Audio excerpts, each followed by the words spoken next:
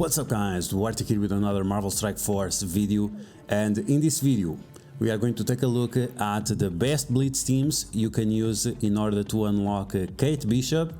Her Blitz event is coming in a few days, so we are going to take a look at the Blitz teams that you should use in order to unlock her, reach that top 1% and get the 100 shards, and even maybe the top 100. I always aim for top 100 for these new characters, so we are going to take a look at the teams that I'm going to use for that.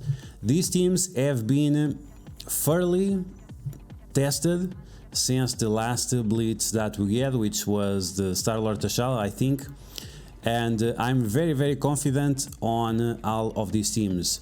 Now we are going to use 36 teams, so we are going to use almost every character available in the game, but the teams are designed in a way that if you invest on the good characters that are meta in the game right now, you should have no problem using these teams. Okay, so with all that, and like always, if you like the information, make sure you smash that like button. If you found the information helpful, share it with your friends on Facebook and Discord, and make sure you smash that like button, all that stuff you guys know. Okay, so let's get started. Let's jump into MSF.gg, and the teams are in no particular order, and let's take a look at them. Okay, so first we have the characters that are unavailable for this Blitz. Dr. Voodoo, Morbius and Kate Bishop are not available for most people, so the teams that we are going to take a look are without these characters. Okay, so first team we have, it's not the first team, it's the leftovers. These are the characters that will not be using anywhere. Now some people might use the Grenadier because he's not terrible with Baron Zemo, but that really depends. He's not a meta character, he's somewhat useful on very specific situations, so it's an easy pass for most players. Okay, so first team, now it's the first team. We have the Captain Planet with the hand, Kree, Hydra, Mercs with all our powers combined. He is Captain Planet. It's not Captain Planet, it's Dormammu, but Captain Planet is part of Marvel, so maybe one day we'll see him on MSF.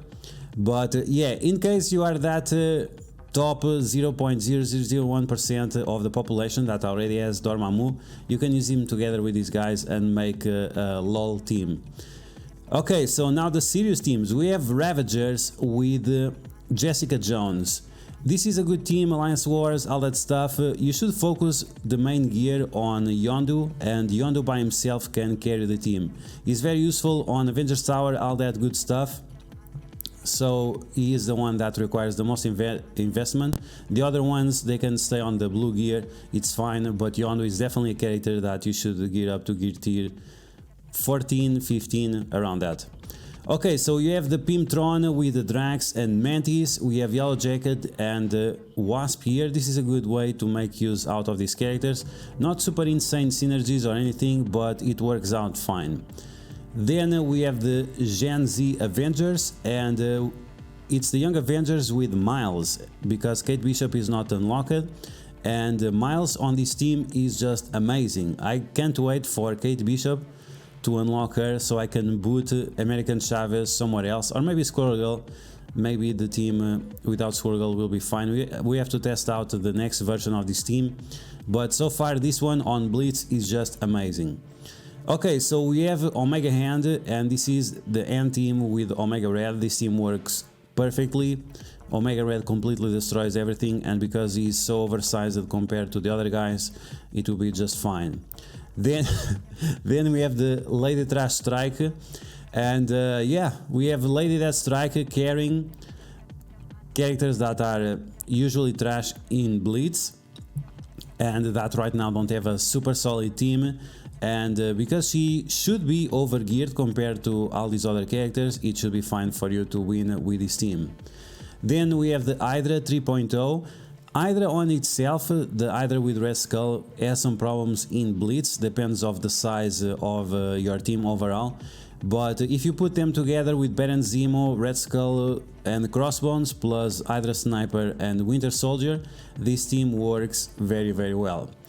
Then we have the Swaim. This is a super OG team. He still wins. You still have to be picky. Of course, it's not going to be against the Eternals, but you don't have to be super picky.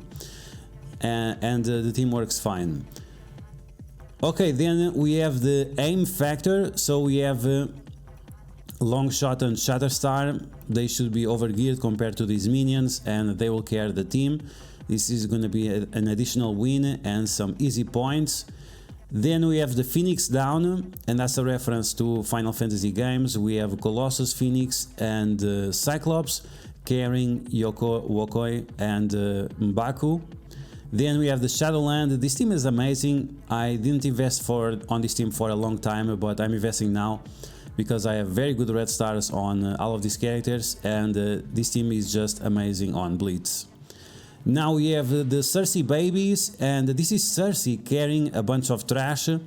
We have whatever is her name. We have Ant-Man, Stature, we have Captain Marvel, and we have Killmonger. These characters, they are not great, but neither of them deserves a lot of investment, so Cersei can carry all this garbage with her.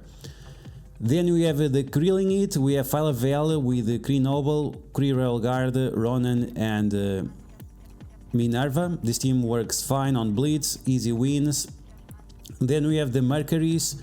We have Icarus together with some Mercenaries, and they're all villains, so that makes sense. Spoiler alert, maybe not. And if you think that this team is struggling a little bit, it depends on the power of your Icarus and of your Taskmaster. You can replace Kingpin with Cable, and they will still do fine. They will do better, actually. But it works fine like this. Now we have Shield 3.0. We have minions giving crit. We have this one doing some big damage, and we have Castle here. This team works fine on Blitz. Of course, your Castle should be overgeared, and your Nick Fury is second in terms of power. Then we have the Netflix Avengers. I was thinking about TV show Avengers, but Netflix Avengers just sounds better. We have Captain Sam, we have Vision, we have Sharon Carter, we have Agent Coulson. This team works fine. Some of the buffs Captain Sam gives to all Avengers, so it's gonna give speed up and energy to Vision and to Agent Coulson, making them a lot better. And this team works fine even without a Mary Hill. Then we have the Ultimate SpiderVerse. This is all alternative characters. So we have Scarlet Spider, Ghost Spider, and Spider-Punk together with Rhino and Green Goblin. On whichever these characters turn, Green Goblin will remove positive effects from the enemies, making them more susceptible to damage, and Rhino is going to clear negative effects from Scarlet Spider and Spider-Punk. This team works very well, it's just fine. Then we have the She-Force, and it's not racist, it's a word like Asians use a lot. We have what's her name? We have Shuri, we have Shang-Chi together with some X-Force characters, and Shang-Chi carries, and whenever they do crits, which is often, it also buffs them, and Shang-Chi does so much damage that your X-23 will go right after, and they will destroy everything. Shuri is just here for energy, I guess, or defense up. Then we have the Fantastic Race, Fantastic Four with Silver Surfer. This team works fine, but if your Invisible Woman is extremely big, make sure you also invest a little bit on She-Hulk and on the Thing. Otherwise the team will be unbalanced, and Silver Surfer alone might not be able to carry every single match.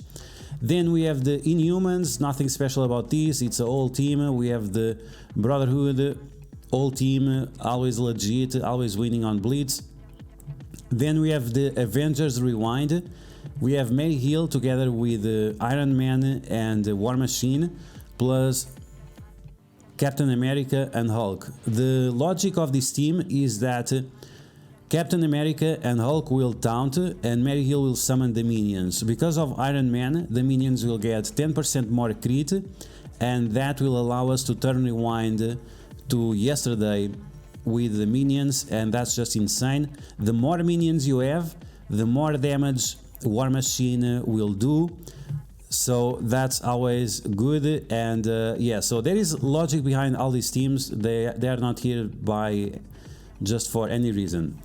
Now we have the too many pockets, and this team is so good, it's amazing. So skill military on their own, they are okay on Blitz, they are not super great.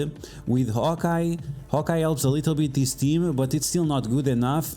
But man, oh man, when you drop Star-Lord T'Challa on this team, it's just amazing. If you put him right here in the middle, he's gonna get defense up, offense up, death proof, speed up, and dodge and whatever, and he does so much damage together with them. They're applying vulnerabilities, stuns, removing positive effects. He just destroys. And even if the enemy survive just for a little bit, Hawkeye is gonna apply slow and blind to them.